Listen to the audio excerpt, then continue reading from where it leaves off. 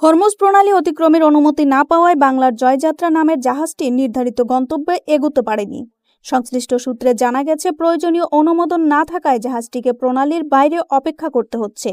বিশ্বের অন্যতম গুরুত্বপূর্ণ সামুদ্রিক পথ স্ট্রেট অফ হরমুজ দিয়ে প্রতিদিন বিপুল পরিমাণ জ্বালানি ও বাণিজ্যিক পণ্য পরিবহন হয়। এ কারণে এখানে চলাচলের জন্য কঠোর নিরাপত্তা ও নিয়ন্ত্রণ ব্যবস্থা বিদ্যমান। জাহাজ বাংলার জয়যাত্রা নির্ধারিত নিয়ম অনুযায়ী প্রয়োজনীয় অনুমতি না পাওয়ায় প্রণালীতে প্রবেশ করতে পারেনি বলে জানা গেছে। বিষয়টি নিয়ে সংশ্লিষ্ট কর্তৃপক্ষের সঙ্গে যোগাযোগ অব্যাহত রয়েছে এবং দ্রুত সমাধানের চেষ্টা চলছে। এ ঘটনায় জাহাজটির যাত্রাপথে বিলম্ব হওয়ার পাশাপাশি পণ্য পরিবহনেও প্রভাব পড়তে পারে বলে আশঙ্কা করা হচ্ছে। তবে সংশ্লিষ্টরা বলছেন, কূটনৈতিক ও প্রশাসনিক পর্যায়ে যোগাযোগের মাধ্যমে পরিস্থিতি দ্রুত স্বাভাবিক করার চেষ্টা চলছে।